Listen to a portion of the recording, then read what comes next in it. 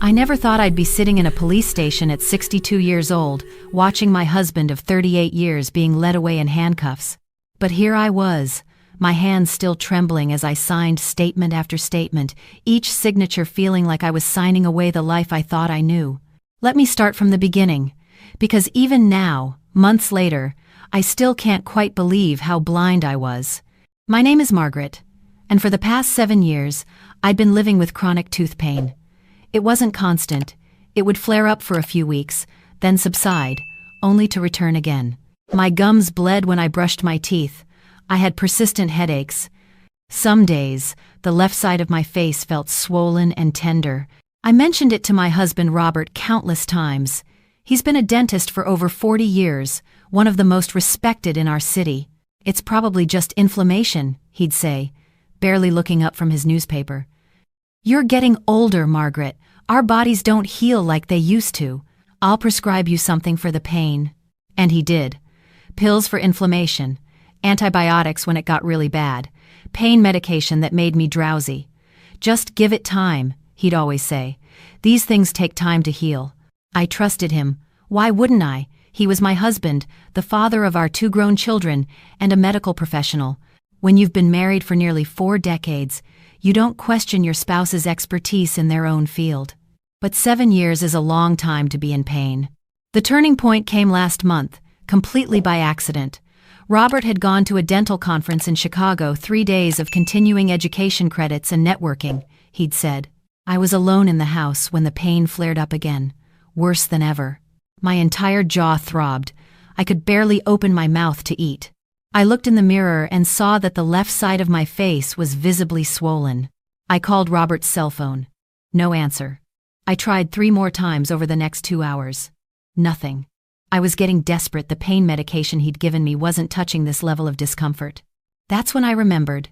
My friend Linda had been raving about her new dentist for months. Dr. Rachel Chen, she'd told me at our book club. "She's amazing, Margaret. Really takes time to listen to you. Not like these old-school dentists who just want to rush you out the door." I found Dr. Chen's number online. Her office was only 20 minutes away, in a newer medical building I'd driven past 100 times. When I called explaining my situation, the receptionist heard the pain in my voice. "We can squeeze you in at 4:30 today if you can make it," she said. I almost said no. Robert wouldn't like me seeing another dentist. He'd always insisted on handling all my dental care himself, even after he'd retired from regular practice 5 years ago. "Why would you waste money going to someone else when you're married to a dentist?" He'd laugh whenever I suggested a checkup elsewhere. But the pain was unbearable. I drove to Dr. Chen's office. Dr. Rachel Chen was younger than I expected, probably in her mid-40s, with kind eyes and a gentle demeanor that immediately put me at ease. She listened carefully as I described my symptoms, typing notes into her computer. 7 years of intermittent pain and inflammation?" she repeated, her brow furrowing. "And your regular dentist hasn't done any imaging?" "My husband is a dentist," I explained. "He's been treating me at home. He says it's just age-related inflammation." Something flickered across her face, concern maybe. "I see. Well, let's take a look, shall we? I'd like to do a full set of x-rays if that's all right with you." 20 minutes later, I was back in her office. Dr. Chen was staring at her computer screen, her expression grave. She'd been quiet for too long. "Mrs. Bennett," she said finally, turning to face me. "I need to ask you something, and I need you to be completely honest with me. Who performed dental work on your lower left quadrant? Specifically, who placed this implant?" "Implant?" I blinked at her, confused. "I don't have any implants." Her eyes widened slightly. You don't know about the implant?" "What implant? I've never had an implant placed. I've never even discussed getting implants with anyone." Dr. Chen's hands gripped the armrests of her chair. She swiveled her monitor so I could see the X-ray images. "Mrs. Bennett, there is absolutely an implant in your lower left jaw, right here." She pointed to a ghostly white shape on the screen. "But there's a serious problem. This implant appears to be of very poor quality, and it's been placed incorrectly. See here? The surrounding bone structure is severely compromised. There's significant infection, bone loss, and what looks like tissue necrosis." The room spun slightly. I don't understand. How could I have an implant and not know about it? When was the last time you had any dental procedure done? I thought back. About 7 years ago, I had my wisdom teeth removed, all 4 of them. My husband did the procedure at his practice. Dr. Chen's face went pale. Your husband removed your wisdom teeth 7 years ago? Yes. Why? Mrs. Bennett, I need you to listen to me very carefully. She rolled her chair closer to mine. This implant has been in your jaw for years. I'd estimate at least 5 to 7 years based on the bone integration pattern. Someone placed this during a surgical procedure. If you only had your wisdom teeth removed in that time frame, and your husband performed that surgery, the implication hung in the air between us. No, I whispered. No, that's not possible. Why would he? I don't know why, Dr. Chen interrupted gently. But I know what I'm seeing on these x-rays. This implant is not just poorly made, it appears to be deliberately substandard. It's causing a chronic infection that's been destroying your bone tissue. If it's not removed immediately, the infection could spread to your bloodstream. It could be life-threatening. I couldn't breathe. My vision narrowed to tunnel vision. 7 years of pain. 7 years of my husband telling me it was nothing, just inflammation, just my age, just something to manage with pills. Mrs. Bennett? Doctor. Chen's voice seemed to come from far away. Are you okay? Do you need some water? He did this to me, I heard myself say. My husband did this to me. I can't make any accusations, Dr. Chen said carefully. But I do need to report this. What I'm seeing on these x-rays, this isn't standard practice. This isn't even close to acceptable dental care. And if you truly had no knowledge of this implant being placed, that's a serious violation. That's assault. The next few hours were a blur. Doctor. Chen called in an oral surgeon colleague. They both examined my x-rays, took additional images, documented everything. The oral surgeon confirmed what Dr. Chen had said, the implant needed to come out immediately, before the infection spread further. We need to do this today, he said. Tonight, if possible. I can clear my schedule. This is an emergency. I called Robert's cell phone again, still no answer. I called the hotel where he was staying for the conference. Mr. Bennett checked out this morning, the desk clerk told me. He left early. He'd left early? But he'd told me the conference ran through tomorrow. I went ahead with the surgery. Under local anesthetic, the oral surgeon carefully extracted the foreign implant from my jaw. When I was in recovery, Dr. Chen came to sit beside me. We're sending the implant to a lab for analysis, she said. But Mrs. Bennett, I have to tell you, I've been practicing dentistry for 20 years, and I've never seen anything like this. This isn't a legitimate dental implant. It's not even close. It looks like it was made from inferior materials, and it was deliberately designed to cause infection. Designed to cause infection? I repeated numbly. I could be wrong, she said quickly. We'll know more when we get the lab results. But in my professional opinion, someone wanted you to be sick. I went home that night with my jaw packed with gauze, antibiotics coursing through my system, and a mind full of questions that I was terrified to ask. Robert wasn't home yet. His suitcase wasn't in the hallway. His car wasn't in the garage. I sat at the kitchen table where we'd eaten thousands of meals together, where we'd helped our children with homework, where we'd celebrated anniversaries and birthdays, and all the small moments that make up a marriage. And I thought about 7 years of pain. 7 years of my husband looking me in the eye and telling me nothing was wrong. 7 years of pills that masked symptoms but never cured anything. 7 years of trusting the man who had promised to love and cherish me in sickness and in health. My phone buzzed. A text from Robert. Conference ended early. Staying an extra night to have dinner with old colleagues. Home tomorrow. I stared at that message for a long time. Then I did something I'd never done before in 38 years of marriage. I opened his laptop. I knew his password. It was our wedding anniversary. I'd never had a reason to snoop before. I'd never doubted his faithfulness, never questioned where he went or who he was with. But tonight, with my jaw throbbing and Dr. Chen's words echoing in my mind, I opened his email. What I found destroyed me. The first email was dated 6 months ago, from someone named Jessica Miller. Can't wait to see you this weekend. Chloe keeps asking when Daddy is coming to visit. Daddy? I scrolled through hundreds of emails, years of emails. Jessica wasn't just Robert's dental assistant, she was his mistress, and they had a daughter together, a 5-year-old daughter named Chloe. But it got worse. I found an email thread from 7 years ago, right around the time Robert had removed my wisdom teeth. An email from Jessica to Robert. "Are you really going to do it? What if she finds out?" Robert's reply: "She won't find out. I'll tell her it's inflammation, prescribe pain meds, keep her comfortable. The implant will cause chronic, low-grade infection, nothing acute enough to kill her quickly, but enough to make her weak, dependent. Give it 10, maybe 15 years, and the infection will spread. By then, it'll look like sepsis from natural causes. No one will question it." Jessica's response: "I hate waiting that long, but Chloe needs a father who's free to be with us. I love you." Robert: "I love you too. Just be patient. Once Margaret is gone, we can be together openly. I'll have the life insurance, the house, everything. We'll give Chloe the life she deserves." I think I stopped breathing as I read those words.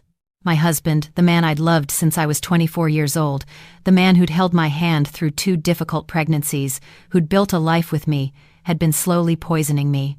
He'd used his expertise as a dentist to plant a time bomb in my body, knowing it would eventually kill me. And all for another woman. For a secret family I'd known nothing about. I printed everything. Every email. Every text message I could find on his laptop. There were pictures of Jessica and Chloe, dozens of them. Birthday parties I hadn't attended, Christmas mornings I hadn't been part of. A whole separate life that Robert had been living while I suffered at home, popping pills and wondering why I couldn't seem to get better. When I was done, I had a folder 2 inches thick. Then I called the police. The detective who took my statement was a woman in her 50s named Sarah Rodriguez. She listened to my story without interrupting, her expression growing darker with each detail. "Ma'am," she said when I finished, "I need to be straight with you. This is one of the most disturbing cases I've encountered. What you're describing is attempted murder, premeditated, calculated, over the course of years. But it's also going to be difficult to prove. We'll need expert testimony, forensic analysis of that implant, documentation of your medical history." "I have the emails," I said, pushing the folder across the table. He confessed everything in writing. Detective Rodriguez opened the folder. She read in silence for several minutes, her jaw clenching. Finally, she looked up at me. "Mrs. Bennett, I'm going to be honest, I've seen a lot in this job. But this is evil. This man doesn't deserve to be walking free. What happens now? Now we build a case.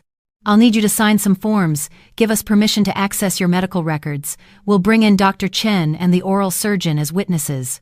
We'll have the implant analyzed by a forensic odontologist. And we'll coordinate with the prosecutor's office. With these emails," she tapped the folder, "with this evidence, we have him cold." "Should I go home?" I asked. "Should I pretend I don't know?" "No," she said firmly. "Absolutely not. Mrs. Bennett, your husband tried to kill you. He may try again if he realizes, you know. Do you have somewhere safe you can stay?" I thought of my daughter Emily, who lived across town with her husband and 2 kids. Yes, I can stay with my daughter." "Good. Go there tonight. Don't tell your husband where you are. Don't communicate with him directly. Let us handle this." I called Emily from the police station. She and her husband came to pick me up within the hour. When I told her what her father had done, she didn't believe me at first. No one wants to believe their parent is capable of such monstrous betrayal. But when she saw the emails, when she read her father's cold, calculating words, she broke down crying. "I always thought he loved you," she sobbed. "All those years, I thought we had the perfect family." "So did I whispered. Robert came home the next day to find the police waiting for him. He was arrested in our driveway, still carrying his conference materials.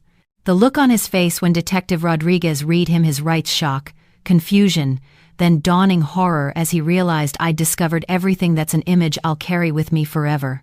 The legal process took months. The forensic analysis of the implant confirmed everything Dr. Chen had suspected. It was made from substandard materials, designed to degrade over time and cause chronic infection. Medical experts testified that the placement was deliberate and unnecessary. There had been no medical reason to place an implant during wisdom tooth extraction. Robert's lawyer tried to argue that the emails were taken out of context, that Robert had been venting frustration about our marriage but never intended actual harm. But the physical evidence was damning. The forensic odontologist's testimony was devastating. And when Jessica Miller was called to testify, she broke down and admitted everything.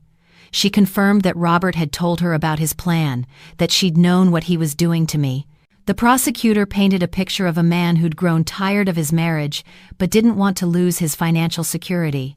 A man who'd used his professional skills to commit the perfect murder, or what he thought would be perfect. Slow enough that it wouldn't raise suspicion. Medical enough that it would look like natural causes. But he hadn't counted on me going to another dentist. He hadn't counted on Dr. Rachel Chen's diligence and expertise. He hadn't counted on getting caught. The jury deliberated for less than 3 hours. Guilty on all counts. Attempted murder, assault, medical malpractice, and fraud. The judge sentenced him to 15 years in prison. His dental license was permanently revoked. Our divorce was finalized shortly after, and I received everything: the house, his retirement accounts, all of it. Jessica Miller also faced charges for conspiracy. She lost custody of Chloe, who went to live with Jessica's parents. As for me, I'm still healing. The infection damage to my jaw was extensive. I'll need reconstructive surgery eventually. But I'm alive. I'm free.